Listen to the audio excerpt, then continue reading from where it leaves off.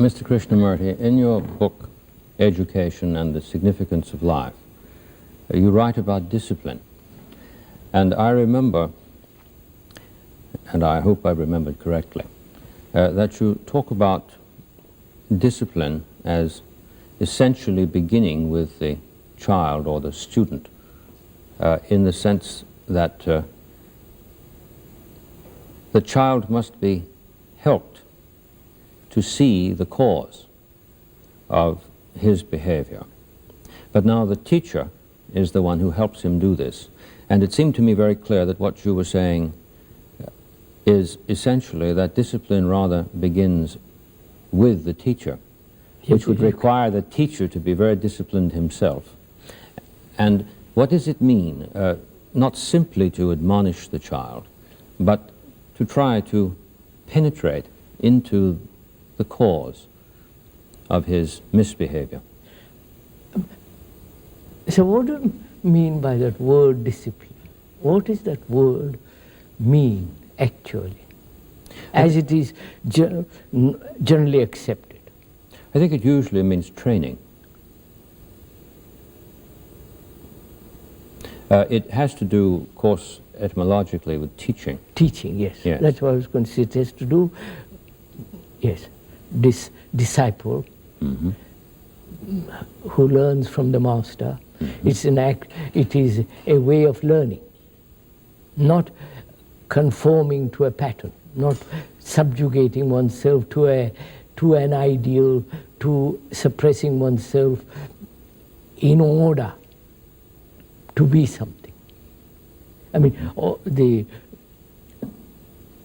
general meaning as it is now used, it implies conformity, suppression, comparison, drilling oneself in order to fit into a particular, like the military discipline and so on, so on, so on.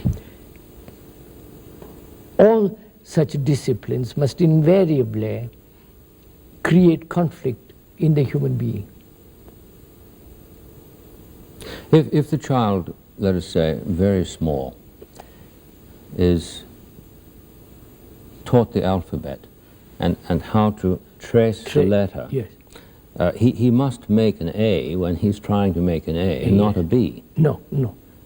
Now, are you suggesting that in trying to make this A and holding to the form of A, that he necessarily will generate conflict?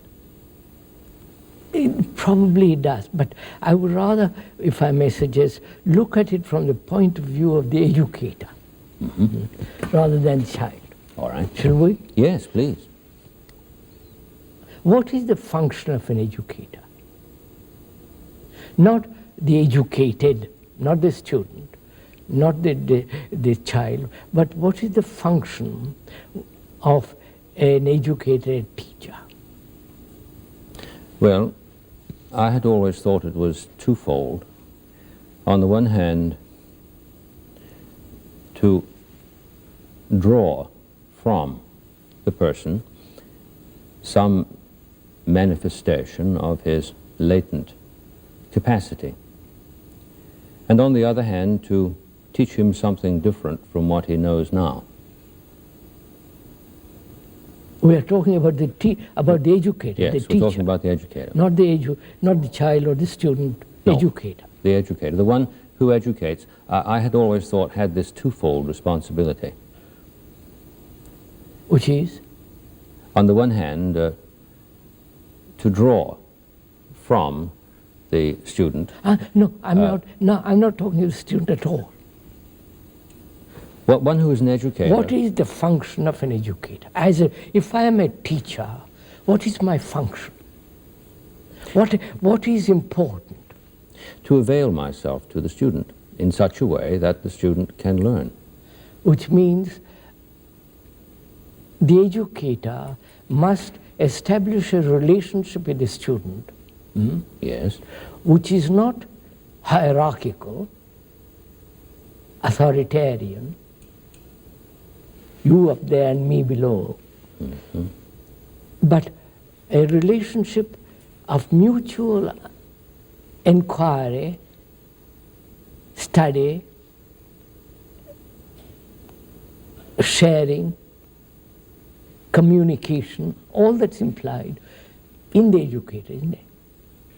Mm-hmm. If you are a teacher, as you are, sir, I am a student.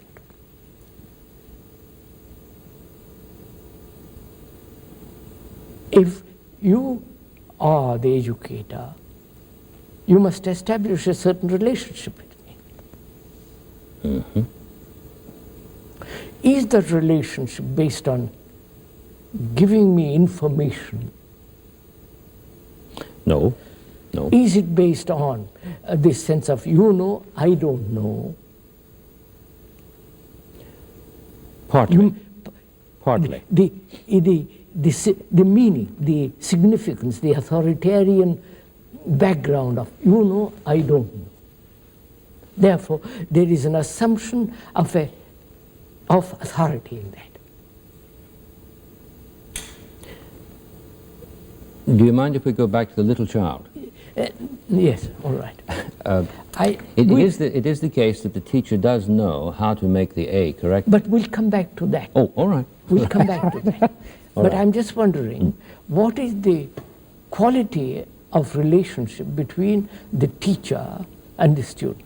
The teacher is more important than the student for the time being, because we're inquiring into what is the state of the educator, what is the quality of the educator. We said that he must establish a relationship, Mm-hmm. a relationship in which the authoritarian spirit completely goes. Mm-hmm. Otherwise, you treat me like a servant. Our relationship is entirely different. Based on you know, I don't know. This degree of knowledge. And you are imparting some information to me. Is that all? Or much more involved in it? That the teacher is not only establishing a real relationship, wanting to communicate his information, and also he wants, doesn't he, to bring about a quality of intelligence in the student, which is not merely the intelligence of the activity of knowledge, is much more. Mm-hmm. So the educator has to be intelligent, Yes. in the deep sense of that word, not knowledgeable,